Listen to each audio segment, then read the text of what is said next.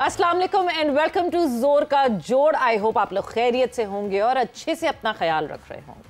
Another day, another show, and I hope the hangover of PSL 10 is over as yet, because जो मज़ेदार final हमें PSL 10 में witness करने को मिला वो अब ज़रा उससे हम बाहर निकल कर आए, because now we are talking serious cricket। ये भी सीरियस ही थी मगर ये इससे ज़्यादा अब सीरियस क्रिकेट हो जाएगी, because we are back to the bilaterals and Bangladesh is already in Pakistan, और बांग्लादेश और पाकिस्तान की सीरीज़ की होने वाली है शुरुआत। और जब बात करते हैं शुरुआत होने की तो स्कॉट पे बिल्कुल हमने डिटेल में डिस्कशन किया, बट क्या कमी पेशी है उस पे और भी बात करेंगे। सीरीज के हवाले से बात करेंगे क्या क्या चीजें हैं जो बेहतर करनी है पाकिस्तान क्रिकेट में, because we have hit rock bottom जब हम पाकिस्तान क्रिकेट की बात करते हैं। सारी डिस्कशन आज यहाँ होगी हमारे इस प्लेटफॉर्म पर। मैं हूँ सबीरा पाशा और मेरे साथ मौजूद हाफिज मोहम्मद इमरान। और बिल्कुल सबीरा, जैसे आपने पाकिस्तान की बाहमी क्रिकेट सीरीज का जिक्र किया, जब फाइनल हुआ और PSL के दौरान जितनी क्रिकेट हुई, बिलखुसूस फाइनल में कम उम्र, नौउम्र, जवान,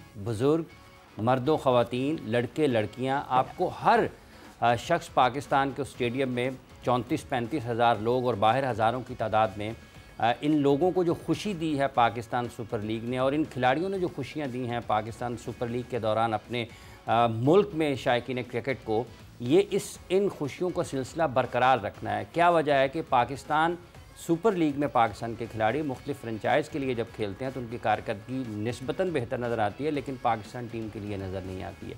तो पाकिस्तान क्रिकेट टीम के लिए, पाकिस्तान क्रिकेट बोर्ड के लिए एक सबसे बड़ा मरहला और सबसे बड़ा चैलेंज ये होगा कि वो किस तरीके से अपने इन खिलाड़ियों की कारकर्दगी के मायार को बरकरार रखने की बात करते हैं। और जैसे कल यहाँ पर समीन और आतिफ साहब भी मौजूद थे और वो कह रहे थे कि एनवायरनमेंट जो है वो बहुत मैटर करता है। तो एनवायरनमेंट बेहतर करना है, माहौल बेहतर करना है, खिलाड़ियों की टेक्निकल साइड को और उनकी टेक्निकल साइड को बेहतर बनाना है, ताकि ये खिलाड़ी हर सतह पर पाकिस्तानियों के लिए अंदरूने मुल्क और बैरून मुल्क खुशियों का बायस हों। इसी पर हम गुफ्तगू के सिलसिले को शुरू करते हैं। हमारे साथ स्टूडियोज़ में मौजूद हैं क्रिकेट कमेंटेटर जनाब राजा असद अली खान साहब। अस्सलाम वालेकुम खान साहब। अस्सलाम वालेकुम। बहुत बहुत शुक्रिया आपका। और टेस्ट क्रिकेटर अतीकुज़्ज़मान साहब भी हमारे साथ मौजूद होंगे। अतीक साहब अस्सलाम वालेकुम, आपके वक्त का भी बहुत बहुत शुक्रिया।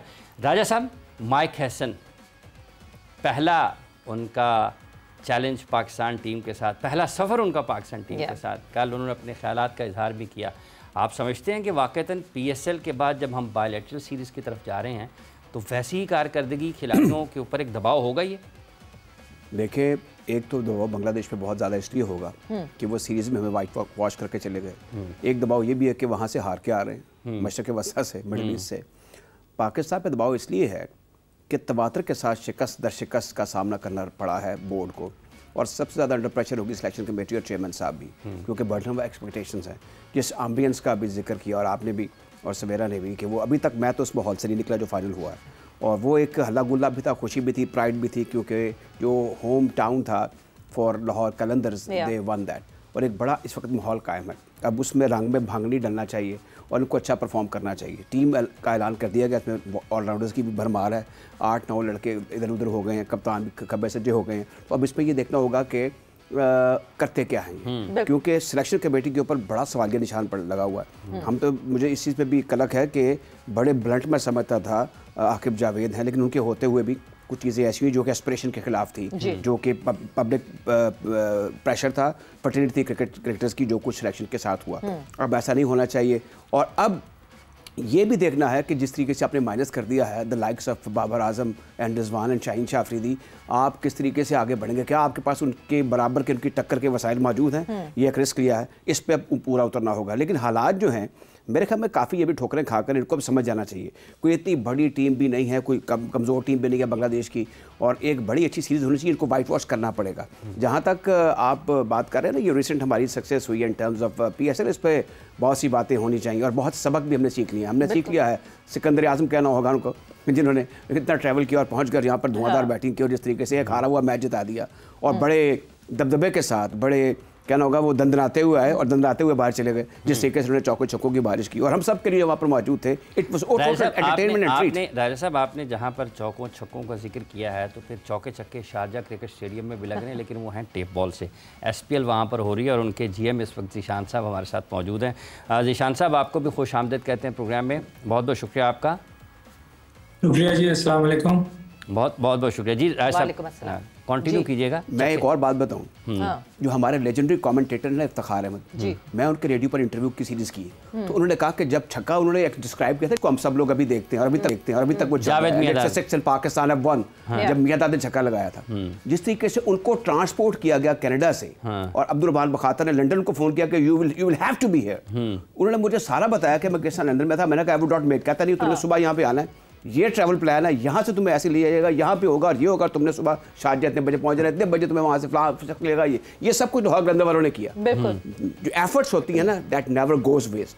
जिस तरीके से सिकंदर को वहां से when there's a will there's a way, और जिस तरह सिकंदर ने जो है वो परफॉर्म किया, वो फाइनल में नियत के बारे में हमारे मजहब भी आप जानती है सवेरा के बहुत जरूरी होता है। Atiq, coming towards you, obviously अभी तक हम लोग जिस तरह बात कर रहे हैं PSL 10 के फाइनल का हैंगओवर नहीं उतरा है, मगर उस हैंगओवर में हम ये नहीं भूल सकते कि क्या क्या चीजें गलत हुई थी PSL में और क्या क्या अमेंडमेंट्स करनी है। इट्स बीन 10 years नाउ, हमने क्या चीज बेहतरी करनी है, हमने किस तरह फैन एंगेजमेंट करनी है, हमने किस तरह ग्राउंड में लोग लाने हैं, मगर अब ज्यादा बड़ा मरहला और ज्यादा बड़ा सवाल हमारे लिए ये है कि क्या Pakistan cricket would come back on track over the period of time.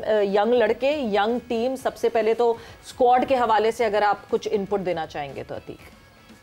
देखें, इसमें काफ़ी मिक्सचर ऑफ प्लेयर्स हैं। मैं ये तो नहीं कहूँगा कि यंग टीम है, क्योंकि मैं इसमें देख रहा हूँ स्क्वाड में तकरीबन 7 से 8 प्लेयर हैं जो 30 एंड अबव एज के हैं, और मेरे ख्याल से एक वेरी गुड मिक्सचर है प्लेयर्स का, क्योंकि इसमें जैसे young player like Saim Ayub, Mohammad Haris, Irfan and all the they need, और हसन नवाज, इनको सीनियर प्लेयर्स का राउंड होना ज़रूरी है ताकि वो अपनी जो ग्रूमिंग है वो सीनियर प्लेयर्स के दौरान करें, जो प्लेयर्स अच्छे हैं, जो पाकिस्तान के लिए सालों साल खेले हैं।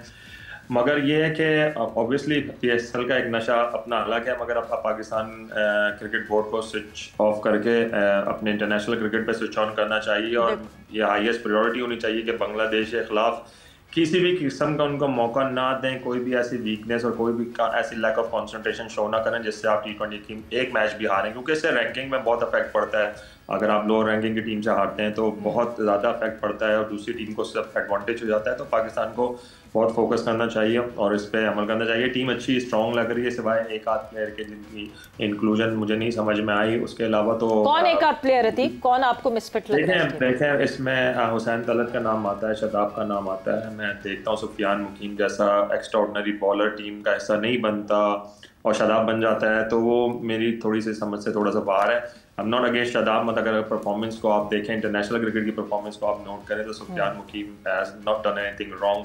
वो मिस्ट्री बॉलर है और उसकी ना विकेट कीपर को भी वो डिसीव कर देता, तो बैट्समैन तो उसके लिए ऑलरेडी परेशान हो जाते हैं, तो उसका इंक्लूजन मेरे ख्याल से होना ज़रूरी था।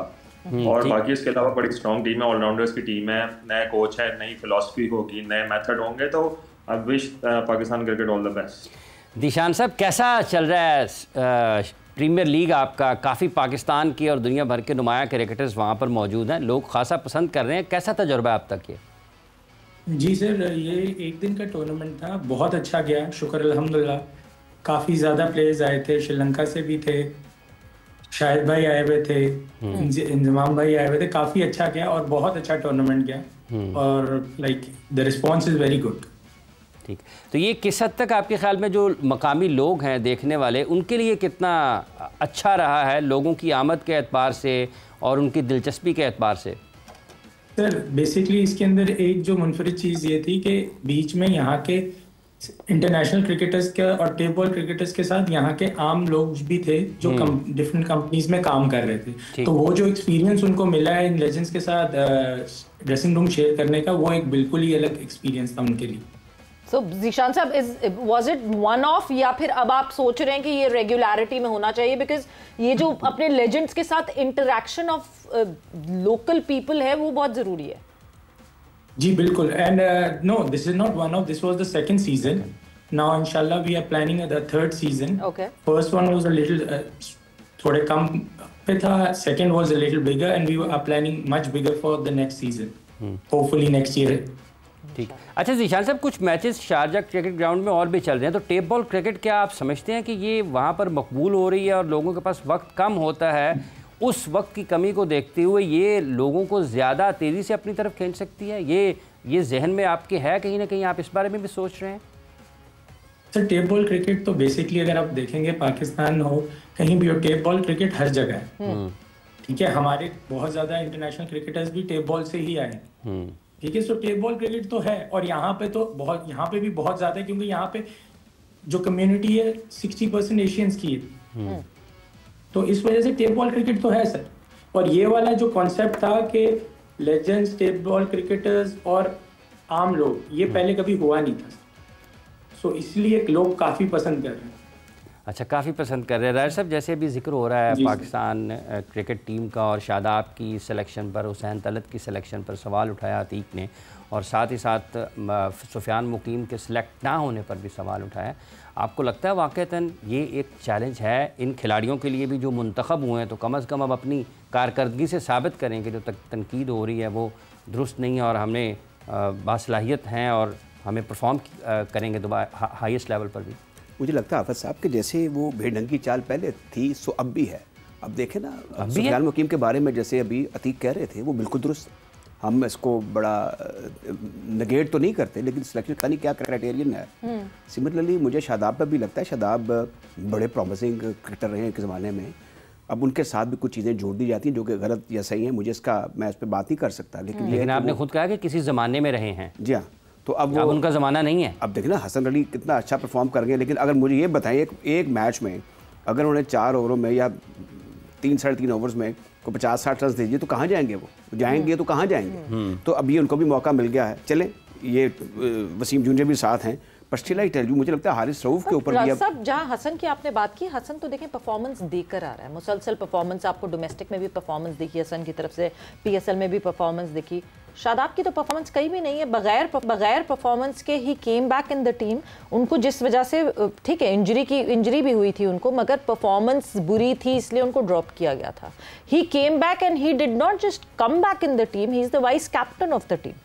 तो बहुत सारे सवाल उठते हैं इस बात पे। आपने जो वाइस कैप्टन वाली बात की, इसका मतलब है कि वो जुज़्व या ला यनफक होंगे टीम का। मतलब आप जो है 11 में आपकी जगह बने ना बने, जबरदस्ती आप खिलाएंगे। ये आपको उन्होंने गारंटी दे दी है कि you will be a part of the team playing 11। अब इसमें बड़ा फूंक के कदम रखना चाहिए। लेकिन ये लाजिम नहीं, क्योंकि शान मसूद भी एक मतलब वाइस कैप्टन हुए तो उन्हें नहीं खिलाया गया था। शान मसूद की जो है ना, उनके बारे में भी देखें, शायद आप चीफ सेलेक्टर थे और उन्होंने कहा था मैं कैप्टन को बैक कर रहा हूँ। देखें, बहुत सी बातें ऐसी हैं अब, क्योंकि हमें इतना अरसा हो गया है क्रिकेट के अंदर कि हमें ताने बाने सारे पता चल जाते हैं। मैं किसी पे ऐसे नहीं करना चाहता क्योंकि मेरे पास सबूत या कोई क्राइटेरियन नहीं है कि क्या फेवरेटिज्म है या क्यों। फेवरेटिज्म इसलिए है कि किसी ने, अब ये होना ये चाहिए था कि टीम को अनाउंस करने से पहले जो चेयरमैन ऑफ सिलेक्टर एक ज़रूर होना चाहिए। वायर वो कहे जी हाँ दसो जी, हो रहा है सवाल। मैं हर जैसे बड़े बड़े चीफ सेलेक्टर करते हैं, असीम हसन जो थे वो हर बात का जवाब देते थे और बड़ा अग्रेसिवली देते थे। आपको you should be the most knowledgeable person जिसको पाकिस्तान के क्रिकेट, और कितना मुश्किल काम है मुझे बताएं। 10-12 तो ऑलरेडी आप भी बना लेंगे और हाफिज साहब भी बना लेंगे, होते ही हैं वो बने हुए। तो अब मुझे बताएं इसमें कौन सी ऐसी बात है मीडिया के सामने आप फेस नहीं कर रहे। आप बताएं जी मैंने इसलिए इसको किया है, मेरे उसके ऊपर कॉन्फिडेंस है। आप रिस्पॉन्सिबिलिटी लें, ये भी नहीं बताते, सामने चुपते भी, सामने आते साफ चुपते भी नहीं वाली बात है। अब इसमें सिर्फ ये है कि इस सूरत हाल में अगर जो एलिमेंट ऑफ अनएक्सपेक्टेड मुझे नजर आ रहा है, नज़र तो नहीं आ रहा, लेकिन हो सकता है कि अगर आपकी टीम वो परफॉर्मेंस नहीं करती जिसकी ये मुस्तहिक है या जिसको हम एंटिसिपेट कर रहे हैं, फिर क्या होगा? फिर भी होगा इतना। अच्छा, फिर क्या होगा अतीक साहब, क्या होगा? क्योंकि हमने एक नए हेड कोच रखे हैं। इससे पहले जैसन और गैरी पाकिस्तान टीम के साथ थे, लेकिन कुछ ज़्यादा वक्त गुजार नहीं पाए। अगर खिलाड़ियों के लिए एक मुश्किल मरहला है कि उन्होंने अपना आप साबित करना है, तो कोच के लिए भी तो उतना होगा, उसके लिए भी गैर यकीनी की कैफियत बिल्कुल वैसे ही है। देखें, पाकिस्तान क्रिकेट की हमेशा हिस्ट्री रही है कि जो कोचेज होते हैं उनके करियर पे प्लेयर्स का बड़ा इन्फ्लुएंस होता है। तो ये बिल्कुल डिफरेंट है। जो माइक हसन आए हैं, ये कप्तान इनके अपने हैं, वाइस कप्तान इनके अपने हैं, इनके कोचिंग स्टाफ में से भी इनके अपने बंदे। तो एक लॉबी जो मतलब नेगेटिव लॉबी नहीं, एक पॉजिटिव लॉबी क्रिएट हुई है उनके लिए। तो मुझे लगता है कि इनको दूसरे कोचेस के मुकाबले में ज्यादा मौके मिलेंगे, उनको ज्यादा अरसे का टाइम मिलेगा। इसी वजह से वो उन्हीं प्लेयर्स को लेकर आए टीम के अंदर जिसको वो समझते हैं कि वो प्लेयर्स उनके साथ चल सकते हैं, उनके साथ कोई ऐसी लॉबी नहीं करेंगे। उन्होंने जो नेगेटिव इन्फ्लुएंस वाले प्लेयर थे उनको साइड में करके उन्होंने यंग लड़कों को और दूसरे लड़कों को मौका दिया। तो मैं होप करता हूँ कि पाकिस्तान क्रिकेट बोर्ड को अपनी गलतियों से सबक सीखना चाहिए। अगर माइक हसन को अप्लाई हो, अगर आप समझते हो कि वो हैं कि वो पाकिस्तान टीम को दूसरे लेवल पे जा सकते हैं, तो उनको एक पूरा टाइम पीरियड देना चाहिए। मैं भी ये समझता 2 साल भी इनफ नहीं होते, क्योंकि 1 साल तो आपको ऑब्जर्व करने में लग जाता है कि आपकी वीकनेसेस और स्ट्रेंथ क्या है, फिर उसके बाद अपनी स्ट्रेटेजी बनाते हैं और उस स्ट्रेटेजी को इम्प्लीमेंट करने के लिए 1 साल लगता है, and then you started to get positive outcome for your philosophy and your method. तो एक पूरा टाइम देना चाहिए। और हम लोग बड़ी परफॉर्मेंस ओरिएंटेड नेशन है कि हम जहाँ एक सीरीज हारते हैं वहाँ हम कोचेस को भी बुरा कहना शुरू कर देते हैं, हम बैट्समैन जो उन्होंने परफॉर्म नहीं किया उसको भी नीचे गिरा देते हैं। देखो हमने बाबर के साथ क्या किया, उसको इस लेवल पे हमने खड़ा कर दिया, बेचारे के साथ पीएसएल में भी स्कोर नहीं हो रहा। तो ये एक हम लोग का एक ये इश्यू है, हम लोग को थोड़ा सा पेशेंट होकर जरा इनको टाइम देना चाहिए। टीम अगर उसने बनाई है तो इस टीम को कम से कम लॉन्ग टर्म के लिए खिलाना चाहिए। ये नहीं कि हसन अली यहाँ पे फेल हुआ तो उस पर तलवार लटक गई कि भाई हसन अली परफॉर्म करके आया ना पीएसएल में, परफॉर्मेंस भी उसकी ऐसी नहीं हुई है। आप देखें उसकी पेस इंक्रीज हुई है, उसकी फिटनेस इंक्रीज हुई है, उसका कॉन्फिडेंस। कथा कलामी की माफी, मगर आप जो ये बात करें ना, मैं थोड़ा सा जरा इसको और आपसे इलैबोरेशन चाहती हूँ, because you have been a part of Pakistan cricket board. क्या क्या करते क्या है, ये क्या गलत होता है? बिकॉज कल समीन राना साहब और आतिफ राना साहब जब यहाँ पे आए तो समीन का भी यही कहना था कि the kind of environment that these franchise give to these boys, ये परफॉर्म करते हुए दिखते हैं आपको लीग्स में, मगर जब लड़का पाकिस्तान को खेलने जाता है, पाकिस्तान क्रिकेट के अंदर एंटर करता है, वो ऐसा माहौल ही नहीं मिलता लड़के को कि एक अच्छा लड़का भी जो लीग्स में परफॉर्म करता हुआ दिखता है वो इंटरनेशनल सिनेरियो पे नहीं परफॉर्म कर सकता, नहीं परफॉर्म कर पाता, वो इतना मेंटली स्टेबल नहीं रहता। क्या होता है? Because you have been behind the scenes. मैं आपको 2 एग्जांपल देता हूँ, एक अपनी एग्जांपल देता हूँ। जब मैं पाकिस्तान के स्क्वाड में था ना, तो मैं टीम के साथ सिर्फ एक टूर पे गए, और उस एक टूर के बाद मैंने दुआएं शुरू कर दी थी कि या अल्लाह मुझे पाकिस्तान टीम से निकाल के पाकिस्तान ए टीम में डाले, ताकि कम से कम मैं सुकून से अपनी क्रिकेट तो खेल सकूंगा और मैं अपनी परफॉर्मेंस पे फोकस करूंगा और रिलैक्स रहूंगा। आप पे बहुत ज्यादा प्रेशर होता है, आपके कोचिंग स्टाफ में अपने 3 लोग भरे हुए होते हैं, जिसमें से आधे आपके खिलाफ होते हैं, आधे आपकी तरफ होते हैं। देखें, एक एनवायरनमेंट हेड कोच क्रिएट करता है, और जो आपका कप्तान लीडर होता है उस एनवायरनमेंट को कैरी ऑन करके चलता है।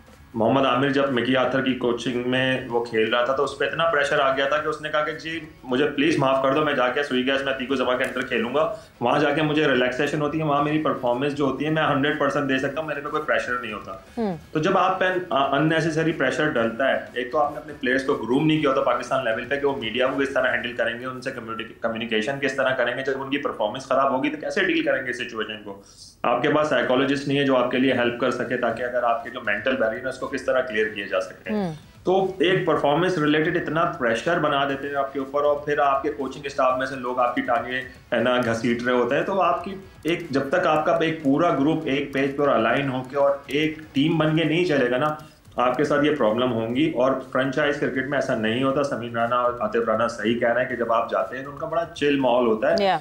Obviously they wanted to win the game, मगर वो they don't point out your bad performances, they tell you and give you confidence कि भाई खेलो, खुल के खेलो, आउट भी होगे, परफॉर्मेंस भी करोगे, और जो होगा हम आपको सपोर्ट करेंगे। तो इस तरह की एक मैनेजमेंट होनी चाहिए जो फ्रेंचाइज लेवल पे होती है, वो इंटरनेशनल क्रिकेट में हमें देखने में नहीं राजा साहब, ये जो इंटरनेशनल क्रिकेट में आप फॉरेन कोचेस लाते थे, मगर जो आपका जो सपोर्ट स्टाफ होता है वो आपने खुद से डिक्टेट करके रखा हुआ था अपने पसंदीदा लोगों को। नहीं, बट इस दफा जो है वो माइक हैसन की बात मानी गई है, सपोर्ट स्टाफ माइक हैसन की मर्जी से आया है। जी राजा साहब, ये तवक्कुआत हैं, 2 मुख्तलिफ तरह से काम करने का अंदाज़ है। एक जगह जैसे भी अतीक फरमा रहे हैं कि मुख्तलिफ माहौल होता है जब आप फ्रेंचाइज क्रिकेट खेल रहे होते हैं, लेकिन पाकिस्तान टीम में माहौल आपको मुख्तलिफ मिलता है। लेकिन दोनों जगह पर एक चीज़ मुश्तरक है, नताइज दोनों चाहते हैं। तो इस सूरत हाल में आपको लगता है कि फ्रेंचाइज क्रिकेट पाकिस्तान में अपने मतलूबा नताइज हासिल करने में कामयाब है? पाकिस्तान क्रिकेट बोर्ड का सेटअप कामयाब नहीं है खिलाड़ियों से, इसके पीछे क्या वजह है? देखिए, ये जो 6 फ्रेंचाइजेज जो मालिकान हैं, हैट्स ऑफ टू देम, क्योंकि हमारा सारा क्रिकेट मोनोपोलाइज हुआ at the top, at the headquarter of Pakistan cricket board. तो जिस तरीके से वो फाइनेंस को डील कर रहे हैं, जिस तरीके से सिलेक्शन प्रोसेस कर रहे हैं, हमारे मुल्क में ये नई चीज़ है। क्योंकि आज मुझे कोई बता रहा था कि डिस्ट्रिक्ट की टीम में जो है 11 खिलाड़ी वो भी पीसीबी से बन के जाती हैं। जैसे लाला मूसा डिस्ट्रिक्ट, उसकी टीम जो है वो भी क्रिकेट बोर्ड बना रहा है, 11 के 11। वो लोकल जो कोचेज हैं, जो अंकल्स भाईजान हैं, दे हैव नो से इन इट। ये बात मुझे फ्रॉम द हॉर्सेस बहुत पता चली है। अब ये जो अतीक बात कर रहे हैं, हाँ, एक और चीज़ है, वो बड़े इंपॉर्टेंट होते हैं। मैं बताऊँ, ये चाचे जो होते हैं पहले ज़माने में बड़े डाई हार्ड होते हैं, वो कल्चर खत्म हो गया। अभी जो अतीक बात कर रहा था, हमारे यहाँ ट्रेडिशनली मैं काज़म ट्रॉफी का भी हिस्सा रहा हूँ, पैटर्न ट्रॉफी का भी और पाको कप का भी, लाहौर की टीम का। जो 11 में खेल रहे होते हैं उनका रवैया, जो कोचिंग स्टाफ उस ज़माने में मैनेजर या असिस्टेंट मैनेजर होते थे, उनके साथ और तरह का होता था। जो बेचारे 11 बाकी 4-5 जो उनको ऐसी शामरवाजा समझते थे, उनसे बात भी नहीं करते थे। उनकी भी नफ्सियात हैं, उनकी भी एस्पिरेशन है। क्लास क्रिकेट में भी यही होता है, जो पाकिस्तान टीम में होता है तो उसके साथ कोचिंग स्टाफ और तरीके से बात करता है, और जो पाकिस्तान टीम में नहीं होता है उसके साथ और तरीके से बात। उसको शकील ममनूआ समझते हैं, ये बड़ी अफसोसनाक बात है, और हमारा कल्चर सीधे उसे चल रहा है। दूसरी बात ये है कि जो अभी आप बदलना नहीं है, फिर मैंने आपको कहा देखें, मेंटेलिटी कभी चेंज नहीं होती। वो लोग जो थे, मुझे नहीं पता इस वक्त वो कहाँ हैं, हाँ। मैंने ये खुद एक्सपीरियंस किया हुआ है, और इसमें ये मत समझे कि उसमें जो फॉर्मर ग्रेड्स थे हमारे, उन्होंने भी हिस्सा डाला हुआ है। नहीं डंडे के जोर पे मेंटालिटी चेंज होती है, आपने देखा है लोग बाहर जाके। मैं चीज पे एक बोलना चाहता हूँ, आपने मेंटालिटी वाली बात की ना, देखें मेंटालिटी मैं समझता हूँ कि चेंज हो सकती है। देखें मैं जब कोचिंग में आया था ना, तो मेरे एटीट्यूड भी वही था कि मैं इंटरनेशनल क्रिकेट खेल कर आया हूँ, मुझे सब चीजें पता है। जब मैंने आके चीजें सीखी है ना, तो मुझे पता चला कि मुझे तो कोचिंग करना आती ही नहीं है। मैं तो अपने लिए कोचिंग कर रहा हूँ, मैं प्लेयर्स के लिए कोचिंग नहीं कर रहा। तो मैंने इन चीज़ों को सीखा और एजुकेट किया अपने आप को, रिसर्च की, यूनिवर्सिटी में गया हूँ, लेवल 4 कोच किया, मास्टर्स डिग्री ली स्पोर्ट्स कोचिंग में। तो उसके बाद जाके मेरा अपनी मेंटालिटी चेंज हुई है, and now I am a coach of the players.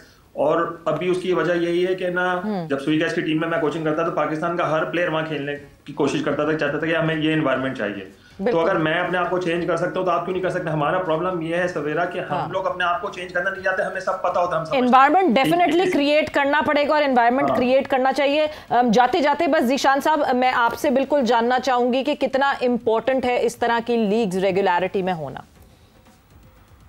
देखें, को भी देखने को मिल रहा है और उनको एक एक्सपीरियंस मिल रहा है कि जो लेजेंड्स है हमारे, उनके साथ रह के सीखने को उनको बहुत मिल जाता है।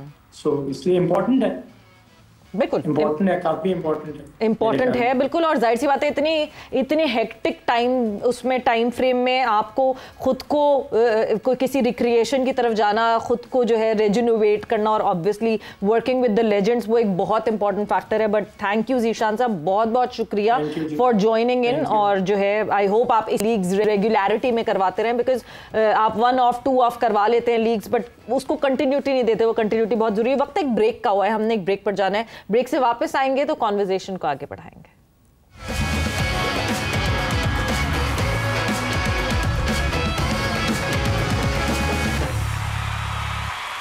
एंड वेलकम बैक टू जोर का जोड़ इन कॉन्वर्सेशन विद राजा अज़द साहब एंड अतीकुज़्ज़मान साहब। और ब्रेक पे जाने से पहले हमारी डिस्कशन ही ये हो रही थी कि कितना इंपॉर्टेंट है माहौल, और अतीक ने जिस तरह कहा कि माहौल आप तब्दील कर सकते हैं, आप बना सकते हैं, आप पुश कर सकते हैं, मगर जब हम बात करते हैं अतीक, इस माहौल की बात करते हैं, इस वक्त अभी हमें हम बहुत यंग लड़के मिले हैं, और ठीक है आप एज से कह रहे हैं कि हाँ जी इतने यंग नहीं, मगर new to this system, new to Pakistan team, representing Pakistan team, ज़्यादा टाइम नहीं हुआ, ज़्यादा मैचेस नहीं खेले हुए हैं ये लड़के।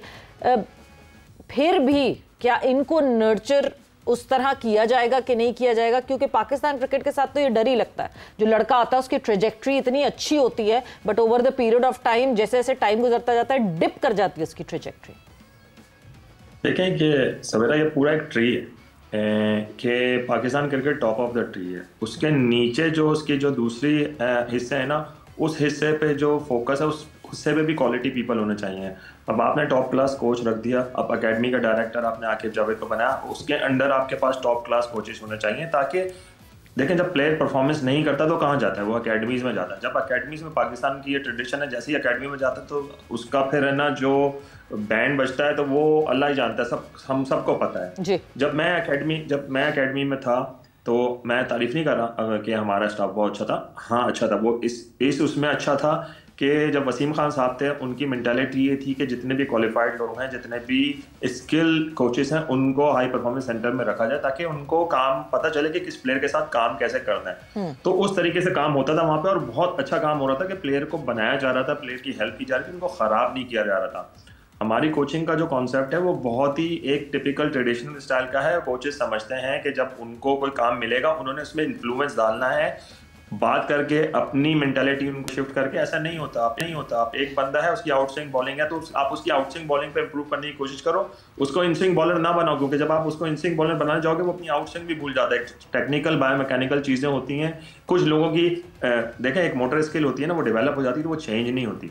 आप है ना, एक बंदा राइट हैंड से खेला तो 10 साल प्रैक्टिस करके लेफ्ट हैंड से नहीं खेल सकता, आपको उसकी राइट हैंड में ही उसको इंप्रूव करना होता है। तो ये चीज़ों को समझना चाहिए। क्वालिटी स्टाफ आपका कोचिंग सिस्टम में होना चाहिए। आपकी रीजन फिर उसके नीचे जो होती हैं उनमें भी आपके क्वालिटी कोचेज होने चाहिए, और माइक हैसन की सारी कम्युनिकेशन उन कोचेज के साथ होनी चाहिए ताकि वो अपनी एक फिलॉसफी को ऊपर सिर्फ ना रखे, वो नीचे भी रखे।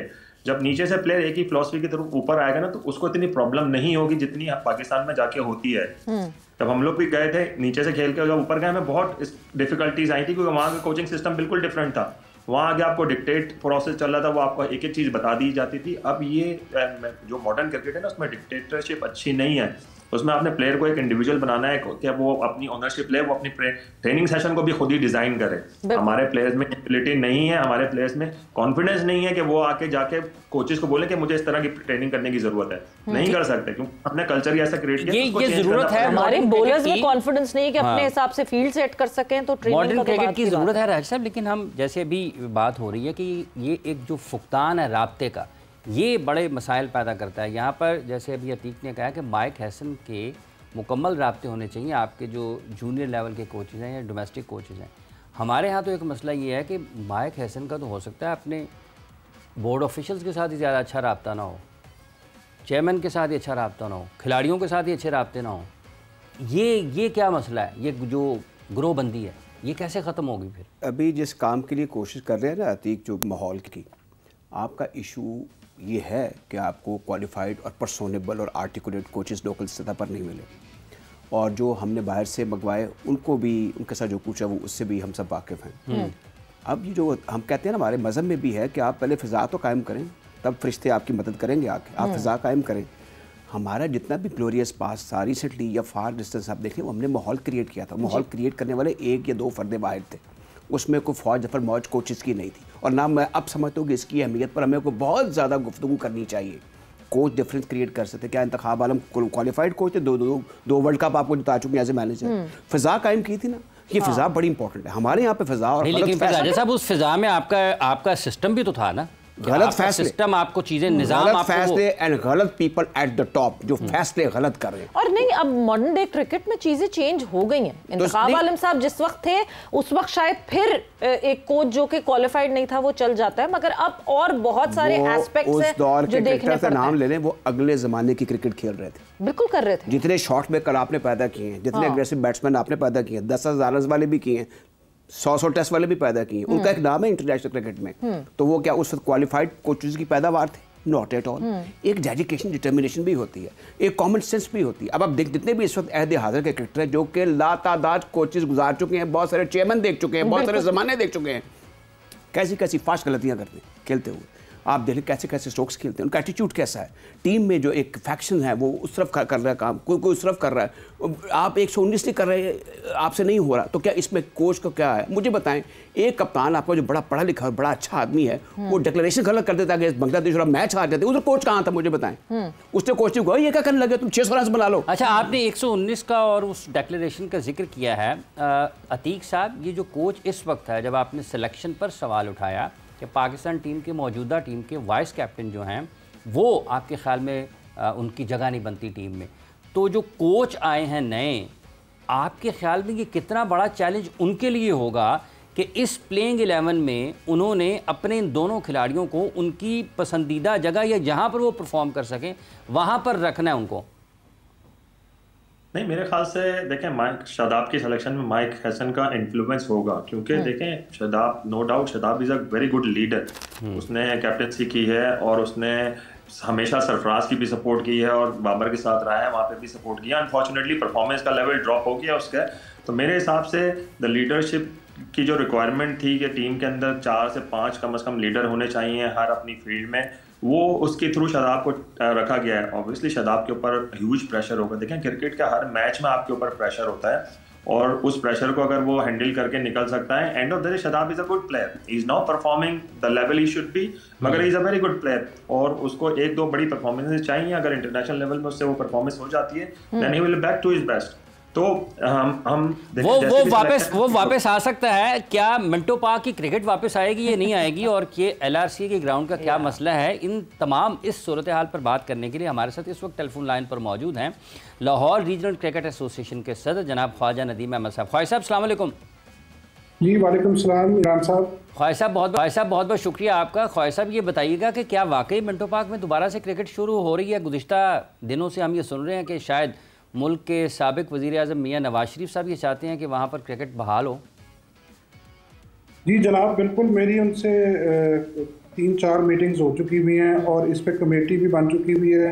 आर्किटेक्ट्स ने भी काम शुरू कर दिया, सर्वे शुरू हो चुका हुआ है। इस वक्त प्रेजेंटेशन देनी है PHA ने, और मेरा ख्याल है कि विद इन 2-3 डेज प्रेजेंटेशन देंगे और वो जगह मार्क हो जाएगी और वहाँ पे ग्राउंडों का काम भी इंशाल्लाह बहुत जल्द शुरू हो जाएगा। ये कुछ चंद पिचेस बनेंगे, प्रैक्टिस एरिया बनेगा ख्वाहिश साहब, या क्या उसका? नहीं सर नहीं, ये प्रैक्टिस एरियाज तो पहले भी बन चुके हैं। ये प्रॉपर ग्राउंड्स बनेंगी, मैच की ग्राउंड्स और प्रॉपर साइज की ग्राउंड्स बनेंगी, जिसमें हमारी कोशिश ये होगी कि हम इसमें फर्स्ट क्लास मैचेस भी करा सकें और यहाँ पे दूसरे मैचेस भी जो वहाँ के एरिया के लिए जो बहुत देर से एक मिसिंग था, लिंक हो चुका हुआ था 2014 के बाद से, तो हम चाह रहे हैं कि दोबारा से एक चीज़ दोबारा शुरू हो।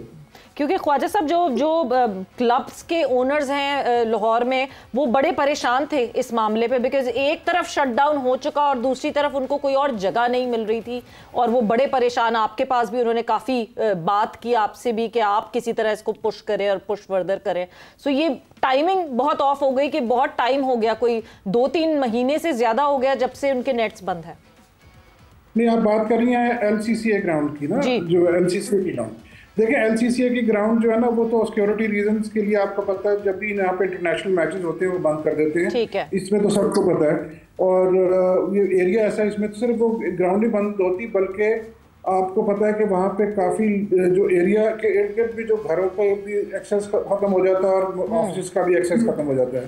लेकिन जहाँ पे बात आ जाती है, उनको कोई ऑल्टरनेटिव जगह दे रहे हैं, फिर उनको कोई ऑल्टरनेटिव जगह मिल रही है ना? जी मैं बता रहा हूँ आपको। इसकी ऑल्टरनेटिव जगह जो है ना, पाकिस्तान स्पोर्ट्स बोर्ड के साथ सुमेर साहब का डायरेक्ट ताल्लुक है, वो बात कर रहे हैं। जो मिनिस्टर साहब हैं पीरजादा साहब, उनके साथ काफ़ी ज़्यादा मसला हल हो चुका हुआ है और हमारी पूरी कोशिश है कि जो हमारे क्लब्स हैं वो वहाँ पे जल्द अज जल्द वहाँ पे शिफ्ट हो जाए। और मैं पूरा, मेरी आज भी मीटिंग थी, मैं कल भी इस चीज़ के ऊपर मीटिंग करके आया हूँ और मुझे पूरी उम्मीद है कि हम जल्द अज जल्द इसको वहाँ पे इनको शिफ्ट करेंगे इंशाल्लाह। भाई साहब, ये LRCA वाले, इसका मतलब जितने भी क्लब्स हैं उनके लिए मुतबादल जगह का बंदोबस्त करना, ये आप इसके ऊपर तवज्जो रखे हुए हैं?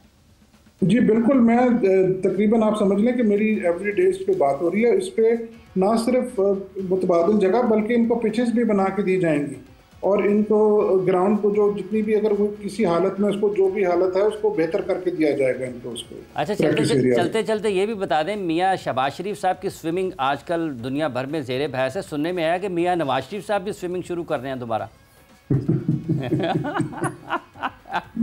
वो शुरू कर दी हुई है, करनी रहे, शुरू कर दी हुई है। अच्छा, मियाँ नवाज शरीफ साहब ने स्विमिंग शुरू कर दी। बहुत बहुत शुक्रिया आपका जनाब ख्वाजा नदीम अहमद साहब। आप इज़हार ख्याल कर रहे थे मिंटो पार्क की तारीखी जो ग्राउंड है वहाँ पर बहाल हो रही है, कह रहे काम हो रहा है, और LRCA वाला भी आपने बड़ा अच्छा किया दोनों ने कि ये खिदमत किया आपने लाहौर के क्रिकेट की, ये इनको ख्वाजा साहब को बुला के।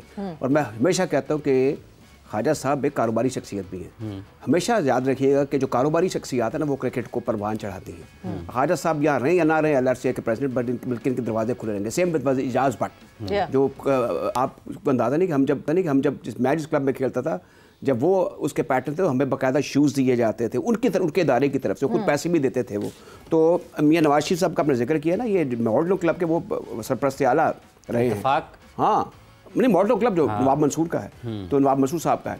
कहने का मतलब ये है कि ये फिलंथ्रोपी जो है, ये क्रिकेट दुनिया जहान में काउंटी क्रिकेट भी ऐसी चल रही है कि लोग स्पॉन्सरशिप करते हैं। यहाँ वहाँ पर वुमेन क्रिकेट के लिए ग्राउंड बनाया, वो सब खर्चा वहाँ पे किया, इतने पैसे लगाया, और उसके बाद क्या उसका हाल हुआ? ये तो अब हम पे भी है ना, हम कोई चीज़ अपने इदारों से, अपनी गलियों से, अपने मोहल्लों से, अपनी खेल से प्यार नहीं करते। हम समझते जो कुछ करेगी सरकार करेगी या क्रिकेट बोर्ड करेगा, हम कहते हैं कि अभी मदद आएगी तब करेंगे। बात ये है कि दुनिया जहान में लोग अपने। अच्छा, ये लाहौर की बात हुई है, अतीक से कराची की पूछ लेते हैं, क्योंकि जब हम खिलाड़ियों की और मॉडर्न डे क्रिकेट की बात करते हैं, अतीक साहब, ये भी आपको लगता है कि मिसिंग लिंक है आज पाकिस्तान की क्रिकेट में, कि जिस तरीके से क्रिकेटर आज से 20, 25, 30, 35 साल पहले तैयार होते थे निचली सतह पर, आज उस चीज़ की भी कमी महसूस हो रही है? देखें, हम लोगों ने क्रिकेट में अपने आप को इम्प्रूव किया मैचेस खेल खेल के। तो हम लोग वीक में 5-5 मैचेस भी खेलते थे। पाने में उस दौर में क्रिकेट इतनी होती थी कि हर ग्राउंड आप है ना, फ्राइडे की छुट्टी होती थी, फिर सैटरडे संडे की शुरू हुई, आप जाते थे वीकेंड में, आपको ग्राउंड खाली नजर नहीं आते थे। आपको फ्राइडे नाइट को कोई रोड खाली नजर नहीं आती थी कि जहाँ पे नाइट मैचेस ना आ रहे होंगे। अब वो सिस्टम खत्म हो गया। अब जब से ये मल्टीनेशनल कंपनी आई है, इन्होंने ग्राउंड को हायर करके ना इन्होंने क्रिकेट को तबाह कर दिया। कराची की क्रिकेट कंप्लीट भी तबाह हो गई क्योंकि बच्चे बहुत कम हैं उनके पास फैसिलिटीज और मैचेस खेलने अच्छे ग्राउंड में। सारे मल्टीनेशनल के जो ओवर एज 40+ 50+ लोग हैं वो खेलें, ठीक है, ज़रूर खेलें आप क्रिकेट, मगर ये पैसों की खातिर आपने ग्राउंड की इतनी बुकिंग दे दी और क्लब के कोई मैचेस नहीं होते, क्लब के बड़े टूर्नामेंट नहीं होते, तो वो इसकी वजह से क्रिकेट डाउन हो गई है। प्लेयर्स मैचेस नहीं खेल रहे हैं, मैचेस प्रैक्टिस नहीं है। अब लोगों का इन्फ्लुएंस क्या हो गया, लोगों का मोटिवेशन क्या हो गया, उनको जिम फिट होना है, उनको अच्छा लगना है और उनको फिट होना है, मगर वो फिटनेस से जब तक आप क्रिकेट नहीं खेलोगे। अब आप नसीम शाह की और हारिस रऊफ की एग्जांपल ले लें, टेस्ट क्रिकेट में ज़्यादा लंबे नहीं खेल सकते ये लोग, कहाँ से दो मैचेस भी टेस्ट मैच में एक साथ नहीं खेल सकते। वसीम, वकार, आकिब, ये लोग महीनों टेस्ट क्रिकेट खेल रहे होते थे, घंटों बॉलिंग करते थे, कुछ नहीं होता था क्योंकि मैचेस प्रैक्टिस इतनी थी, नेट प्रैक्टिस इतनी थी, 24 घंटे बॉलिंग करते रहते थे, उनकी बॉडी उसके हिसाब से फिट हुई थी। उस दौर में जिम वगैरह की कहाँ फैसिलिटीज होती थी, सिर्फ हम लोग को रनिंग करना, स्प्रिंटिंग करना, पुशअप लगाना, सेटअप लगाना, ये चीजें आती थी और उसके अलावा हम लोग प्रैक्टिस करते थे, फिर क्रिकेट स्किल पे फोकस करते थे। आजकल वो चीजें खत्म हो गई हैं, मैचेस खत्म हो गए, तो बहुत ही डिसअपॉइंटमेंट है, जिसकी वजह से पाकिस्तान की क्रिकेट में बड़ा इन्फ्लुएंस पड़ा, कराची की क्रिकेट में तो बहुत ज्यादा इन्फ्लुएंस। अतीक, एक और चीज बहुत इंपॉर्टेंट जो कि बिल्कुल वो पैशन खत्म होता हुआ दिख रहा है, दैट इज फील्डिंग। क्योंकि जब हम पाकिस्तान सुपर लीग की बात कर रहे हैं, ऑब्वियसली रिसेंटली इख्तिताम हुआ है पाकिस्तान सुपर लीग सीजन 10 का, fielding was the most disappointing factor जो कि हमने देखा। लीग मैचेस तक 130 कैचेस ड्रॉप हो चुके थे, यानी 30 मैचेस में 130 कैचेस ड्रॉप हो चुके थे। मतलब फील्डिंग, क्या लोग कहते नहीं जी अपने अंदर से आती है फील्डिंग, एक इंडिविजुअल का काम होता है फील्डिंग, या फिर जिस तरह ड्रिल्स कराई जाती हैं क्या फील्डिंग उससे इंप्रूव होती है? देखें, फ्रेंचाइज क्रिकेट में इतना टाइम नहीं होता कि कोचेस जो है ना प्लेयरों के साथ काम कर सकें और उनको इम्प्रूव करने की कोशिश कर सकें, उनकी टेक्निक को सही बना सकें, इतना टाइम नहीं होता। बहुत फास्ट क्रिकेट होती है, मैचेस होते हैं, वार्म अप के लिए आपके पास 20-25 मिनट होते हैं जिसमें आपने सारी चीज़ें करनी होती है, क्विकली सारी चीज़ें करके आप जाते हैं। मैं जब पाकिस्तान का लीड फील्डिंग कोच था तो मैं रिसर्च बेस्ड सारी चीज़ें कर रहा था, तो सब में एक जो पॉजिटिव चीज़ थी वो मैंने निकाल दी थी कि एक फील्डिंग की असेसमेंट निकाल दी थी कि फील्डिंग की असेसमेंट करते हैं हम फिटनेस की असेसमेंट करते हैं, मगर फील्डिंग की कभी असेसमेंट नहीं की। उसमें आप ऑब्जेक्टिव, आपके पास नंबर्स होते हैं जिसमें आप क्लियरली बता सकते हैं कि एक बंदे की बेसिकली स्ट्रेंथ क्या है, वीकनेस क्या है। आप किसी को ये नहीं कह सकते यार ये खराब फील्डर, ये अच्छा फील्डर। खराब है तो उसमें क्या खराबी है, सारी तो खराबी नहीं होगी ना, कुछ पोजीशंस होगी जिसमें ना वो कैचिंग नहीं कर सकता। अब जैसे मैं आपको एग्जांपल देता हूँ, square leg, deep square leg और मिड विकेट में जो कैचेस आते हैं वो स्पिन होते हुए आते हैं। लॉन्ग ऑन और लॉन्ग ऑफ में स्पिन नहीं होता बॉल पे, वो सीधे कैच आते हैं। तो आप देखेंगे लॉन्ग ऑन लॉन्ग ऑफ पे कैचेस ज्यादा आसानी से पकड़े जाते हैं, स्क्वायर लेग और मिड विकेट में कैचेस ज्यादा ड्रॉप होते हैं क्योंकि उसमें बॉल डिप भी होता है, उसमें स्पिन भी हो रहा था। अब उसकी प्रैक्टिस उसी तरीके से करानी चाहिए। तो डोमेस्टिक लेवल पे और क्लब लेवल में हम लोगों का बस एक ट्रेडिशनल है, हम सीधा बल्ला उठा के सामने से हिट मार देते हैं ना, उसमें कभी ये सोचते हैं कि स्क्वायर लेग फील्डर के लिए हमें डिफरेंट एंगल से डिफरेंट स्पिन के थ्रू कैचिंग करानी चाहिए, वो नहीं कर सकते। देखें, इसमें बहुत ज्यादा टेक्निकलिटी है फील्डिंग में, थ्रोइंग करने में बहुत ज्यादा टेक्निकलिटी। अगर आपकी टेक्निक सही नहीं है, आपकी थ्रो सही नहीं हो सकती। हर बंदे के अपने तरीके होते हैं थ्रो करने के, उस तरीके से अपने आप को इम्प्रूव करना होता है। देखें, बेसबॉल कहाँ पहुंच गई है थ्रोइंग में, और वो बहुत आगे चली क्योंकि वो रिसर्च बेस्ड ट्रेनिंग करते हैं, वो रिसर्च करते हैं, उसके बाद ट्रेनिंग करते हैं। मैंने एक फील्डिंग असेसमेंट का एक क्राइटेरिया बनाया था पीसीबी में, जिसमें 560 क्रिकेटर्स के फील्डिंग असेसमेंट किए थे, 560। आई रिमेंबर दैट, और स्कोरिंग मार्क्स भी थे कि कितने रन्स किसने रोके फील्ड में और क्या। वो तो पार्ट ऑफ वो था, एक प्रोसेस था, मगर उसके अलावा बिहाइंड द सीन हम लोगों ने हर फील्ड के असेसमेंट की। तो हमें डोमेस्टिक के हर प्लेयर के बारे में इंफॉर्मेशन थी कि उसकी राइट साइड स्ट्रांग है, लेफ्ट साइड स्ट्रांग है, कौन सी तरफ से थ्रो करने में वो बेटर है, कौन सी तरफ से अगर एंगल में वो बॉल पिक करेगा उसकी थ्रो में प्रॉब्लम होगी, किसकी थ्रो में प्रॉब्लम है, किसकी ग्राउंड कवरिंग में प्रॉब्लम है। तो ये सारी चीजें हमारे पास थी, मगर अनफॉर्चुनेटली उसको कैरी ऑन नहीं किया गया। उसके बाद जो रिसर्च मैंने की, जो टाइम स्पेंड किया, जैसे ही मैं छोड़ के गया उसके बाद कोचेस ने उसको नहीं बाय गेन किया और किया। तो इस वजह से पाकिस्तान की फील्डिंग कभी इंप्रूव नहीं होती। हमारे ग्राउंडों का बहुत बड़ा मसला ऑब्वियसली इसमें स्लाइडिंग करना और वो करना बहुत मुश्किल काम है। इंग्लैंड में आप देखेंगे क्लब का बच्चा भी स्लाइड कर रहा होता है, क्लब की बच्ची भी स्लाइड कर रही होती है, क्योंकि उनके ग्राउंड ऐसे होते हैं वो अलाउ करते हैं आपको उन चीजों के। तो मैं ये समझता हूँ कि पीसीबी को थोड़ा सा इसको रिसर्च बेस स्किल करानी चाहिए, रिसर्च बेस्ड स्किल कराना बहुत जरूरी है। एंड राजा साहब, अब जो हमारे पास है वो हमारे पास है, कल से शुरू हो रही है सीरीज पाकिस्तान वर्सेस बांग्लादेश, क्या एक्सपेक्ट करें? देखिए, जो वैसे अगर आप अपनी टीम की तरफ नजर डालें तो बड़ी स्टार स्टैटेड है। देखें ना, अगर हमने बैटिंग देख ली है विद स्टार बनेंगे ये इन मेकिंग, साहबजादा फरहान, फखर जमान, हसन नवाज, फहीम अशरफ के अगर रिस्ट काम करके, साइम मयूब भी वो थोड़ा आउट ऑफ टच है। अगर बैटिंग है, it's all about force and sixes. अगर ये देखें तो मुझे तो लगता नहीं है कि बांग्लादेश के लिए कोई बहुत ज़्यादा इम्कानात होंगे कि वो सीरीज़ में कुछ अच्छा रिजल्ट दिखा पाएँ, स्पेशली जब वहाँ से नाकाम नामुराद वो यहाँ पहुँचेंगे। लेकिन ये क्रिकेट ग्रेट लेवल है। आपको पता है हमारी ज़मीन बहुत ज़रखेज़ है, यहाँ पर आउट ऑफ फॉर्म जो होते हैं वो फॉर्म में आ जाते हैं। ये बड़े बड़ों का करियर खत्म होने वाला होता है, हम रिवाइव करवा देते हैं। ऐसा हुआ है। हाँ। लेकिन एक चीज जो बड़ी पर्टिनेंट अभी मुझे ऑपोजिशन के स्टार्स बनाते हैं, और उनके कोच, बांग्लादेश के कोच, उसकी बहुत बड़ी मिसाल है। फिल सिमंस ने कितने आउट किए पाकिस्तान के। आप ठीक कह रहे हैं, लेकिन एक मैं बड़ा गौर से सुन रहा था अतीक की बातें। देखिए, जो उन्होंने आपको फील्डिंग मैनुअल बताए, जो उन्होंने सारी चीज़ें देखी हैं, मैं आपको 100% कहता हूँ कि ये सर से गुजर जाएंगी वो लोग जो कि क्रिकेट बोर्ड में हैं। मेरे ख्याल में क्यों नहीं एक बजट मुख्तस कर देते, क्यों नहीं अतीक जैसे अफसर करदा लोगों को बुला के उनसे कर देते कि हमें ये इश्यूज़ हैं, ये क्राइसिस हैं क्रिकेट के अंदर, फील्डिंग डिप्लेटेड कंडीशंस हैं। आपने पिछले प्रोग्राम में दोनों ने बात की थी फील्डिंग का जो हमारी इस वक्त सूरत हाल है, और उसका एक नोहा पड़ा था। मुझे आज सुबह इमरान बुच्चा साहब ने, LRCA के जो चीफ सेलेक्टर है, वो आपका प्रोग्राम देखने के बाद मुझे एक वीडियो भेजी है जिसमें बताया कि LRCA क्रैश प्रोग्राम बना रही है रिगार्डिंग फील्डिंग सेशंस। देखें, ये चीज़ों को डिसेंट, हर चीज़ पे हमें क्रिकेट बोर्ड को लान तान नहीं करनी चाहिए। क्या ये हमारे जो LRCA के प्रेसिडेंट हैं, तो स्ट्राइकिंग फोर्स का भी हुआ था, क्या हो गया? कौन से स्ट्राइकर्स हमें मिल गए फॉर? नहीं, आप देख लें, अब मुझे कहना पड़ेगा इनएडवर्टेडली हसन नवाज उसमें था, ठीक, एक नगीना आपको मिल गया ना। दूसरी बात ये कि क्या उस स्ट्राइकिंग फोर्स से पहले से वो करता आ रहा था, ये खेले ना, लेकिन लाइमलाइट में तभी है ना जब उन्होंने कहा जनाब ये भी है, ये भी एक क्रिकेट खेल सकता है, इसको न्यूजीलैंड भेज दिया, वहाँ पे 100 गया। आपको लगता है राजा साहब ये जरूरी है कि अगर किसी ने कैंप किसी का हुआ है तो वो कहे जी ये मेरे कैंप से आ गया है, आप ये क्यों नहीं कहते कि आपके सिस्टम के थ्रू आ रहे हैं, या आपके निज़ाम में थे, या आपके T20 क्रिकेट खेल रहे थे, या आपकी रीजनल क्रिकेट खेल रहे थे, वहां से ये ट्रॉफी में आए हैं और फिर वहां से आप निकाल कर। ये डोमेस्टिक की हमारी प्रोडक्ट है, जो डोमेस्टिक, इसमें क्या मसला है? इवेंट्स हो रहे हैं। एक और चीज़ है, खुदरो पौधों की तरह क्रिकेटर ऊपर आते रहे हमारे मुल्क में। बिल्कुल, ये खुदरो पौधे हैं, कोई टेनिस बॉल खेल के, कोई टेप बॉल खेल के ऊपर आ जाता है। अब इससे डंग टपाऊ काम हो रहा है, थ्रू मोशंस आप काम नहीं कर सकते। इसमें आपको मैच करने के लिए अभी हम इस वक्त उस माहौल में हैं जिसमें हमें बहुत बड़ी कामयाबी जंग के महाज पर भी और क्रिकेट के महाज पर भी हासिल है। लेकिन हमें भूलना नहीं चाहिए कि हम 9वें नंबर पर टमक टोंगियां मार रहे हैं, 7वें नंबर पर, 5वें नंबर पर। ये भले हुए अभी ना, मुझे बताएं सवेरा हाफिज इमरान साहब, do we deserve such condition? अब 2025 में हमें तो टॉप पे होना चाहिए था। We are the most talented nation, ये दुनिया भर के कोशिश कहते थे। अच्छा राजा साहब, वक्त का मुकाबला सख्त। अतीक, आपकी तरफ मैं जल्दी से आऊंगी, क्या एक्सपेक्ट किया जाए कल से जब ये सीरीज शुरू हो रही है? देखें, इसमें ये है, मेरे ख्याल से पाकिस्तान क्रिकेट टीम के लिए कोई इतना प्रॉब्लम नहीं होगा। बांग्लादेश अभी करंटली सारे प्लेयर फॉर्म में हैं और खेलते हुए आ रहे हैं, और मेरे हिसाब से इनको वाइट वॉश करना चाहिए और इसी मेंटालिटी के साथ जाना चाहिए कि we are on the different level as Bangladesh, और play with your heart and play without fear. That's the important thing कि आप अपनी परफॉर्मेंस को नहीं, आप टीम की परफॉर्मेंस के लिए आप कंट्रीब्यूशन करें, सिग्निफिकेंट कंट्रीब्यूट करें या मैच जिताएं। आप T20 में 2 प्लेयर्स अगर आपके अच्छे परफॉर्मेंस कर जाते हैं टॉप लेवल की, तो आप मैच जीत जाते हैं आराम से। तो वैसे जब बांग्लादेश के साथ टेस्ट सीरीज हो रही थी ना, तब भी हमने कहा था कि हम व्हाइट वॉश करेंगे, मगर फिर वो उल्टा हमारे साथ हो गया था।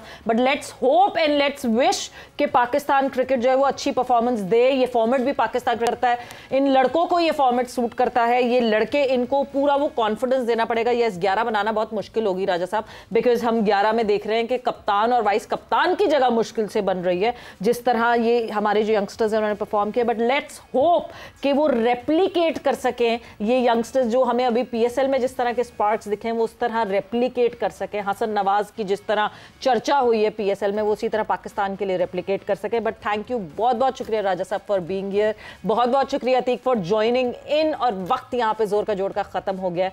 सवेरा पाशा को और हाफिज इमरान को इजाजत दीजिए, अपना बहुत ख्याल रखिएगा। टेक केयर, बाय बाय, अल्लाह हाफिज।